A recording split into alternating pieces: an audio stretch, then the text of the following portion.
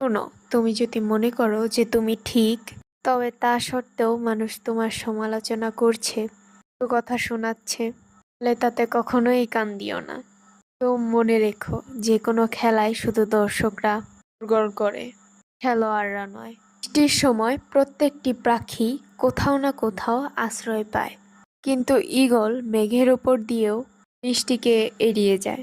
মনে রাখবে, স্বপ্ন বাস্তবায়ন না হওয়া পর্যন্ত তোমাকে বারবার করে স্বপ্ন দেখতে হবে। স্বপ্ন সেটা নয়, এটা মানুষ ঘুমিয়ে ঘুমিয়ে দেখে। এটা পূরণের প্রত্যাশায় মানুষকে ঘুমাতে দেয় না। কেউ মূল্য দিক বা না দিক, তুমি সৎ কাজ করে যাও, কারণ এর প্রতিদান কখনোই মানুষ তোমাকে দেবে না, দেবে নিঃস্বর।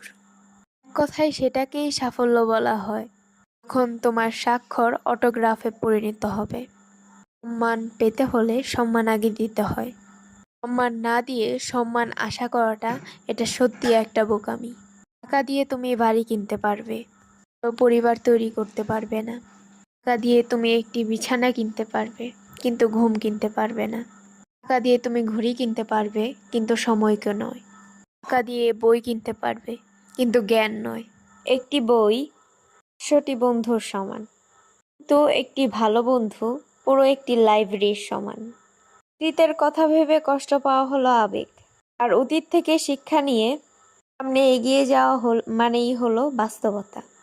ভুল স্বীকার করে সে কখনোই ছোট হয় না, আর সম্মান আরো বেড়ে যায়।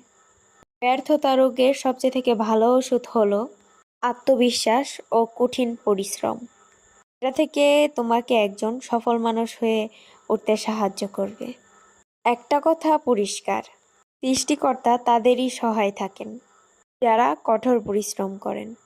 ওকে যদি কখনো ভালোবাসতে হয়, তাহলে হৃদয় থেকে ভালোবাসুন।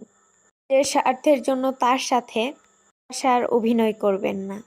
আপনার অভিনয় হয়তো একটা মানুষের জীবনকেই এলোমেলো করে দেবে। পৃথিবীতে বাস্তব জীবনে 5টা কঠিন সত্য। পৃথিবীতে একমাত্র সত্যই হলো মা। 2, গরিব মানুষের কখনো প্রতীত্ব সম্পর্ক বন্ধ হয় না। সব থেকে বেশি যাকে ভালোবাসবে সেই পৃথিবীতে তোমাকে কষ্ট দেবে।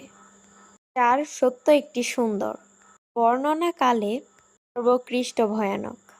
5, নিঃস্বকালের সঙ্গী ধৈর্য আর সব প্রতিক্রিয়া অনুভব।